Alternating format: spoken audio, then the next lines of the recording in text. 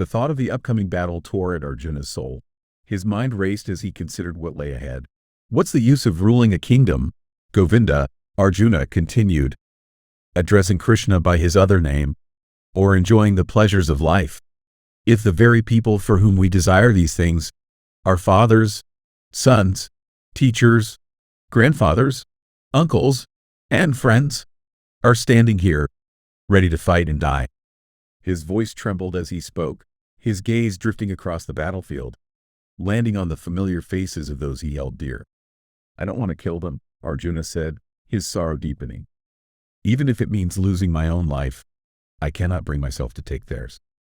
He looked at Krishna, seeking some kind of solace, some escape from the unbearable weight of his duty. With his head bowed and his hands trembling, Arjuna spoke again. Even if I could rule not just this kingdom, but the entire world, or all three worlds, he said, what joy would it bring me after killing the sons of Dhritarashtra?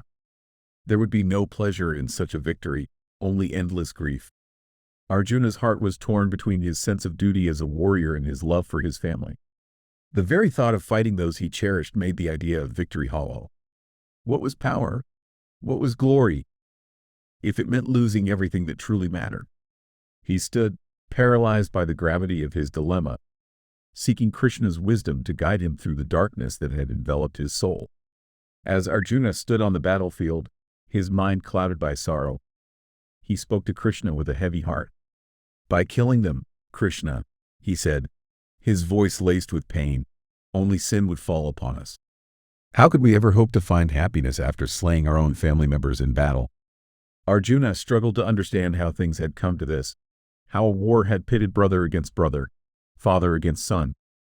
These men, he continued, blinded by their greed for power, fail to see the destruction they are bringing upon their own families.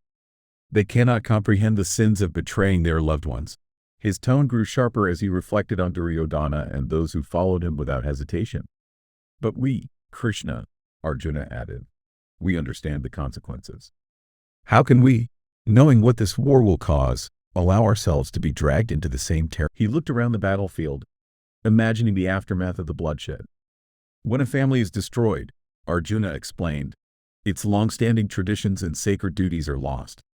The values that bind us, the customs that guide us, all of that will vanish. The thought of families being torn apart, their legacies wiped away, weighed heavily on him. Arjuna's voice grew more urgent as he continued. And without these values, unrighteousness will spread like a poison. When unrighteousness takes over, the women of the family will be dishonored.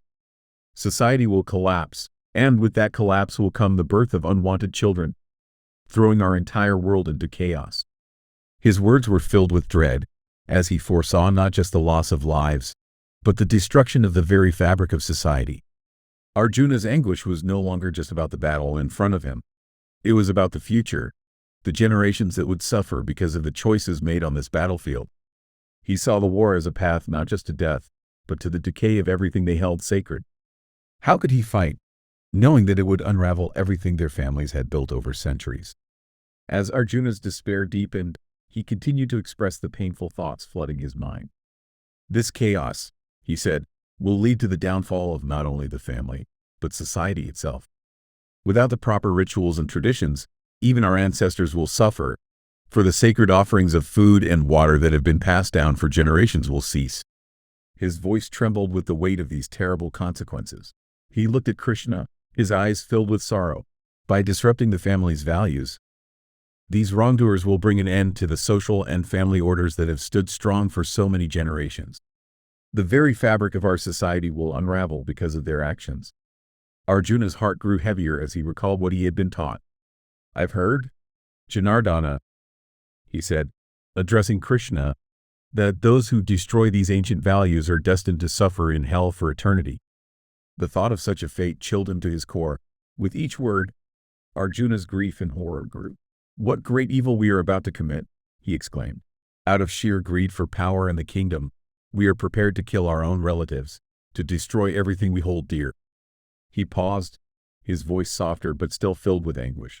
It would be far better for me to die unarmed and defenseless at the hands of the sons of Dhritarashtra than to fight them.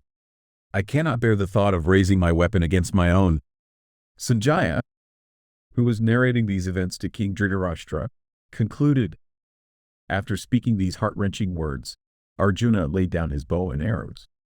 His heart, consumed by sorrow, could no longer carry the weight of the war. He sat down in his chariot, overwhelmed with grief. Thus, Arjuna, the mighty warrior, found himself paralyzed by the enormity of the battle ahead, torn between his duty as a warrior and his love for his family, unsure of the path he should take.